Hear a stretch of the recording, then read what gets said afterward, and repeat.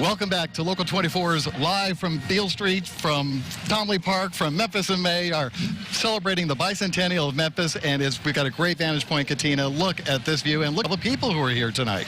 Absolutely wonderful. And, you know, we have that huge crowd that you see there because people came out here tonight to hear music and, of course, see those fireworks. Listen, when people come to Memphis, Richard, they come generally for two things, right? Absolutely. Beale Street, as you mentioned earlier, and then Graceland, because both of those landmarks, well, they scream music.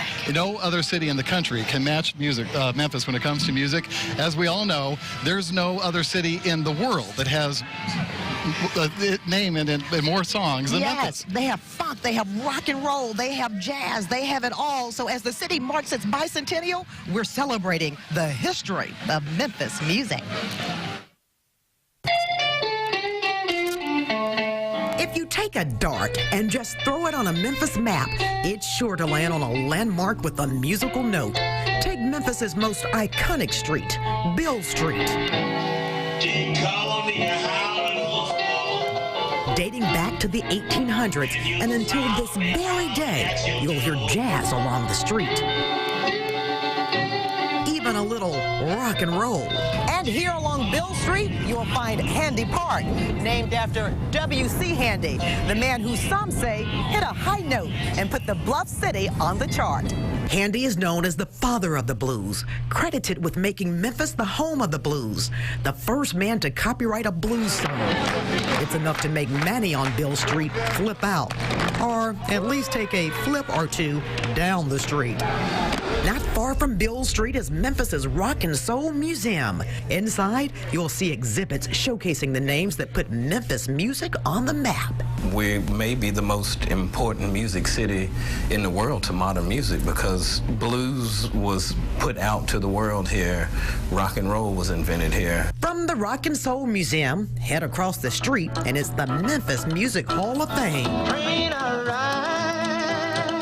You'll see Memphis artists who inspired generations of musicians to come. Really has always been appreciated, I think, outside of Memphis, especially in Europe, especially Northern Europe, which, of course, to them, seeing Otis Redding and Booker T and the MGs in 1967 was like the Beatles coming to the United States in 1964. People just lost their minds. Travel on a quiet street south of downtown, and you'll find where American soul music was born. Here at Stax, you'll see Isaac Hayes' 24-karat gold tricked-out Cadillac, Otis Redding's clothing, and even a real church inside where many generous started. Stax is one of those rare places where black and white could work together and be together in relative harmony during a time of great, unrest. Turn a few corners and there sits Royal Studios. It's one of the oldest continuously operating music recording studios in the world. It's widely known for producing artists such as Al Green, Chuck Berry, John Mayer, and Rod Stewart. I just feel like a custodian of the Memphis sound and what my father created and what all of the other great Memphis artists exemplified. Near downtown, yet another recording studio, Sun Studio. It's where Elvis Presley recorded, as well as Johnny Cash and Jerry Lee Lewis. It blew the racial barriers in radio and music out the window, man. When he got out of church on Sundays, he'd go by the black church that was there and sit out and listen to the music.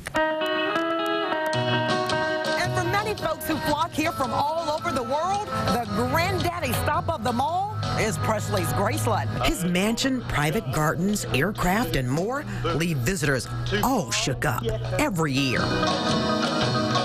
So from this look around town, you can see on just about every corner, Memphis is music.